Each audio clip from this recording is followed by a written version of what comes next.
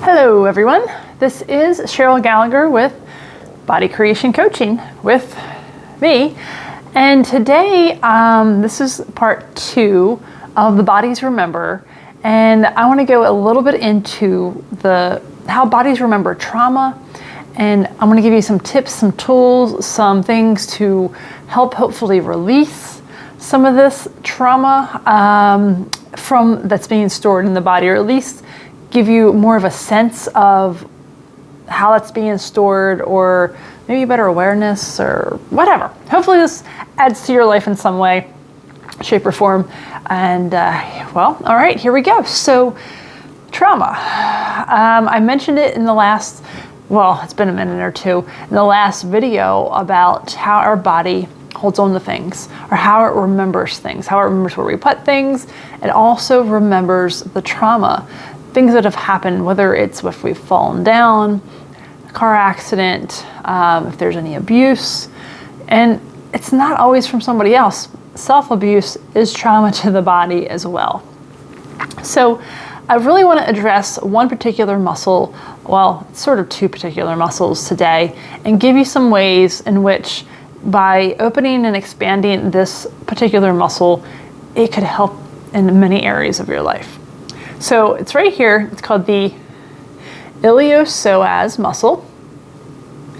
And that is your hip flexor muscle. That is stuff where, you know, if you are like bringing your knee up, that's hip flexing, okay? So that is some of the actions of this particular muscle.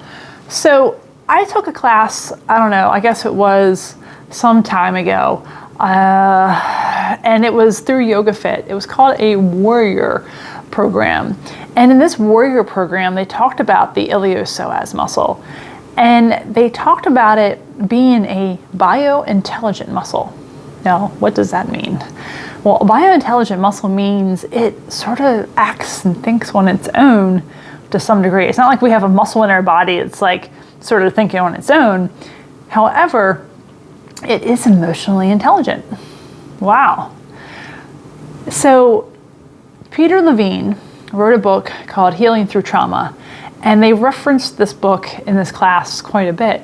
And the book is, well, here you go, if you want to see it. It's pretty thick. However, I didn't read the entire thing front to cover, or front cover to back. Anyway, I didn't read the entire thing, but I read enough, and within the book and talking in the class to get the gist of what he was talking about. So Peter Levine was talking about the fight or flight response, the sympathetic nervous system. So he did some studies and some research, and what he found out was that animals that were caged or held down, now we're animals too, you know, we're sometimes crazy animals, that if we can't respond to a trauma or a situation, then what happens is those energies, that adrenaline, that stuff that comes up during that time gets shoved and housed in the body. And a lot of times it can go to that iliopsoas muscle. So by getting a movement in that muscle, it can help release and let go of some of the trauma. It can help, well, unleash and begin to release it, and you're on your way to more healing because it's getting out of the body. You're dissipating it. Okay, so a couple stories here. The first story was Peter Levine. Like I said, I think he is a psychiatrist or psychologist. I don't remember the exact title. However, he had a patient come in, and this patient, she was a woman. She was in her 40s, and she like shuffled her body, her feet. She had trouble moving, and she really just like was locked up in place, like in her torso and her hip area. So he realized and what was required in this instant, and he goes, "Look, there's a tiger, run!" And in that moment, that instant, she was able to get some movement in the body and was able to like begin to unwind, if you will, what was happening or what had been happening. since she was actually 4 years old. And what had happened to her was she was 4 years old, she had had a surgery, and what they did was they held her down, and she was fighting, and they held her down and they strapped her to the table for her surgery. So for her, that's where this began in her body, and her body began to experience that through her, you know, childhood, young adulthood, and into more adulthood. And then the more locked up it became, the more it began affecting the rest of her body. All right, story 2. I was in a yoga class prior to this Yoga Fit training that I did. And we were, you know, doing a lot of hip work that particular class. And at the end of class in yoga, you do your rest, your shavasana. And during that rest time, I'm laying there, I'm like, oh, this is pretty good, it's a good class. All of a sudden, I started to have things come up for me, and I started to cry. And it began to happen a little bit more and a little bit more. And I was like, what is happening? So at the end of the class, I talked to the instructor, and I said, hey, this is what happened. Like, what's happening here? Like, what was going on? And she said, well, you know, that can just happen sometimes in class. Okay. Well, I get that, but I desired something more. I desired that connection. So fast forward into this Yoga Fit class I took, I made the connection. It was that we did so much hip work that I was able to get movement in that body. Not that I was having any issues in that part or any like stagnation, pain really, not a whole lot. So you might not even know or be aware that there's stuff stuck there until we unstick it, right? So I made that connection. I was like, oh, we did a lot of hip work. I was able to relax, it released, and things were coming out. I was like, okay, cool, yay. Things could come out in, like, I'm not saying I'm going to give you these tools and tips and that you're going to be crying, like, you know, and sobbing. You could be laughing hysterically. You could maybe get a little angry. There could be a lot of things that might happen, okay, for you. So I just want to show you a few things, how to open this part of the body up, and hopefully it can give you a little bit more ease also in your low back. Have you ever had a time where you've been sitting or you've been crouched down for a period of time, you go to stand up and it's hard to stand up? Well, this is the muscle that's being affected. So I'm going to take a couple steps back. I'm going to show you a few things, and then we're going to wrap it up so you guys can try these, I don't know, in the morning or at night, both times if you want. And then I'm going to have you do a few more of these. I'm going to do them pretty abbreviated, but I want to get you to get an idea. Okay, so I'll take a step back.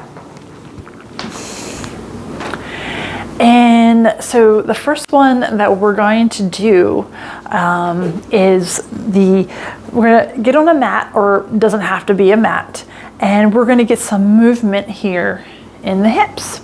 So open the legs up, turn the toes out, and then we're going to breathe in. And then when we exhale, we're going to sink to our heels and let the knees come out towards the toes. Okay, so just getting that movement. And bring the arms down and make sure that we have a nice straight back. So when we sink and we sit into the heels, and keep the knees soft when you come up. So what we're doing is just getting some movement here in that hip area. All right, so just going to do a few of these. Nice big breath, relax your shoulders. Good. Awesome. So I would say about 7 to 10 of those. And then we're going to start with our feet under our hips, and then we're going to do a little step forward. Start with your right foot, and then keep this knee over that ankle. Back leg is straight but not locked, just straight, and keep that heel down, and bring the body up. So we're again opening up this hip flexor here. You should feel a nice stretch, and then that back arm can lift as well to give you a deeper stretch. Good. You can release that. Hold for about 4 to 5 breaths. Switch that up. Left leg comes forward. Back leg is here. Keep that front knee over the ankle. Lift the body nice and tall. Straight back. Head up. chin back, ears over shoulders, lift that back arm.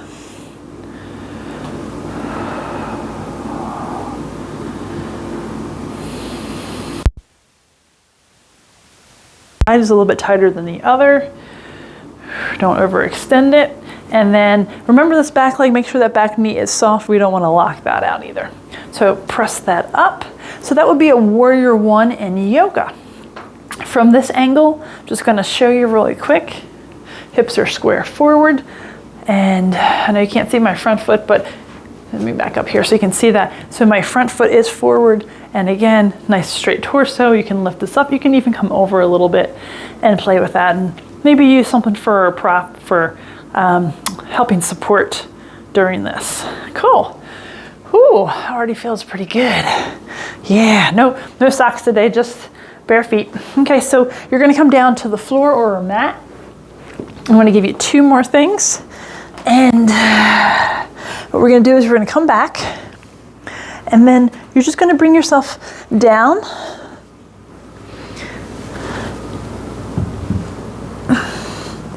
And then bring your legs up. You point your toes, flex here, bring your hands here, and we're gonna just do a heel slide. So you're gonna bring one leg down, soft, gentle heel slide in. And again, other side, gentle, slide in. And what this is doing is helping release this muscle, the psoas, or the iliopsoas. So now, other side. And again, maybe, about 5 to 6 times on each side.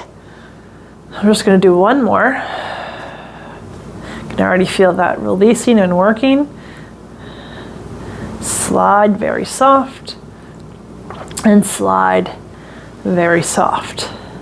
Cool. So again, do those about 5, 6 times each side. And then from here, we're gonna do another release. We're gonna do a butterfly stretch, but bring your feet together, feet on the mat, and then the legs come out wherever they're comfortable. Feel free to put some supports under the legs for the hips if you need it, if you feel like it's pulling too much in here. From here, also make sure your low back is on the mat. So squeeze your belly here. So bring the legs. What we're gonna do is we're gonna start out as wide as you can. And then you're gonna just bring them in just about 1 inch, like you're closing the gap. So you're closing the gap, and as you close just a little bit, you're gonna hold. So a little bit, and you're just gonna hold for about 4, 5 breaths, 4 inhales, 4 exhales. And then you might notice that after doing this for, a few breaths, a couple of minutes, you might get some shaking going on. If you get a little shaking going on in the legs, it means that muscle is beginning to release. All right, so a little squeeze again. And again, take your time with this. You can take up to like 4 or 5 minutes doing this particular one. A little squeeze again. And again, I'm going fast, but then you get the idea. So you're just gonna bring it all, not quite all the way up and in, but you wanna have a little bit of tension here in these inner adductor muscles. And then again, it's releasing this iliopsoas, that hip flexor that also connects to that low back and creates that curve. Bring yourself all the way up. Whew. So there you have it. So just a few exercises, a few things for that hip flexor muscle if it feels tight. Again, that was abbreviated. Take your time and do a little bit longer. If you have any questions, please feel free to email me. It's below, bodycreationcoaching@gmail.com. I'd be happy to answer any of your questions about this. If there's anything else that you'd like to see, again, comment, let me know. Hope you guys are enjoying these. And thumbs up if you like it, subscribe, and hit those, push notifications so you get these videos regularly and you know when a new one's out. All right, guys, have a great time with that. I hope you feel great, and I'll talk to you later.